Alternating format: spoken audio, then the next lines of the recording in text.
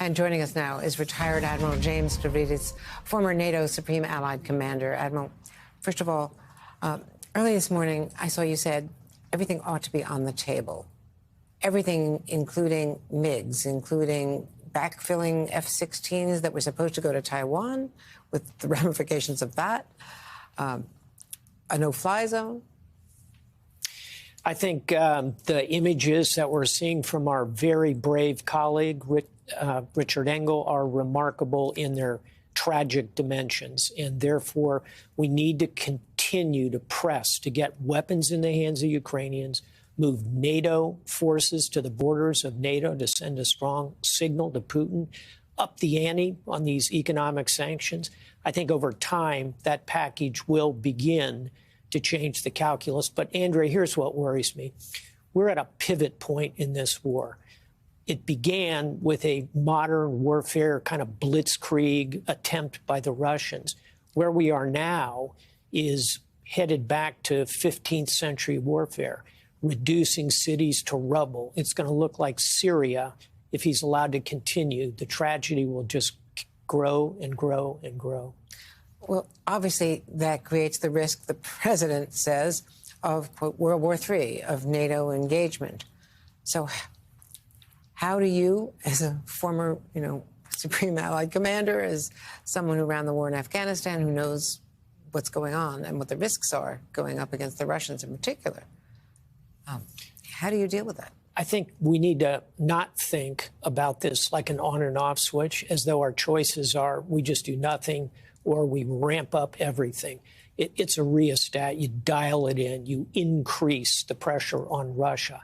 And I think a couple of immediate things would be upping the ante on the anti-air warfare side of this, more systems that can reach higher into the atmosphere. And then I think you need to continue to look at this idea of jets. I understand it's complicated.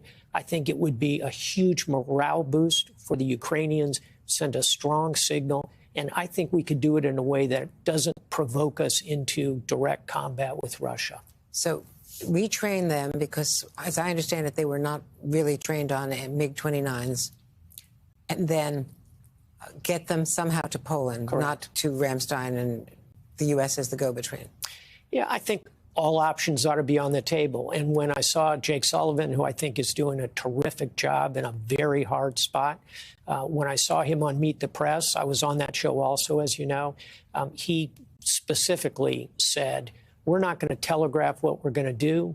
We are going to take appropriate action in response to Russian activities. And when you look at the level of terror that the Russians are spreading, this is not an army at work. This is a terrorist force, increasingly attacking women, children, maternity wards, destroying a nuclear power plant. Just reported moments ago another explosion near a nuclear power plant. Mayors being hauled away. Picture Eric Adams, the mayor of New York City, pulled out of his office with a plastic bag over his head. That's not what militaries do. That's what terrorists do. That's what we're starting to see in Ukraine from the Russian armed forces. These are war crimes. The Defense Department is now reporting that the attack on that military base was cruise missiles launched from Russian air base. Indeed. Look for Russia, because they're not having success in the ground fight against the Ukrainians, who are defending their nation remarkably, and their spirit and fighting will have become the center of gravity in this fight.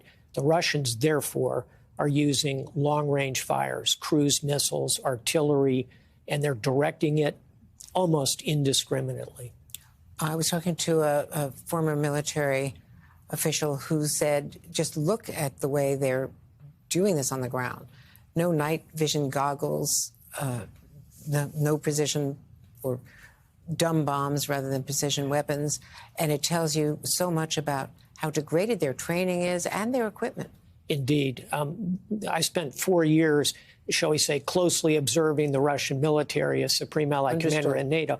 And I watched them gradually improve.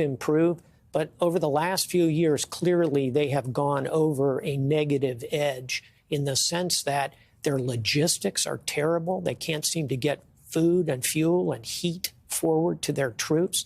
They have bad connectivity and command and control. And above all, their morale seems very weak. These are many conscripts, reservists. It's not the force that many of us thought Russia was aiming for. And I think Putin has miscalculated. The president drew a red line if there's a chemical weapons attack. What kind of response could he have to a chemical attack? Some of the things we've talked about, simply putting in place a no-fly zone, again, with all the risk inherent in that, and I wouldn't recommend it at this moment, but increasing the measures to the Ukrainians. And on the economic side, there are still additional sanctions packages, so-called secondary sanctions on nations that would continue to deal with Russia. So we've still got cards to play here. And our White House team, led by Carol Lee, is reporting that the president is at least considering, that staff is over there, considering a presidential trip to the border states, the NATO states, as well as perhaps Brussels. I think that would be warranted at this moment. Look, one silver lining coming out of this sea of tragedy in front of us is the way the West, the NATO alliance, and also Japan and our other democratic allies, we're standing together. That's a positive. Admiral Stavridis, it's always great to talk to you, but in person is best yet. Thank you. So much better.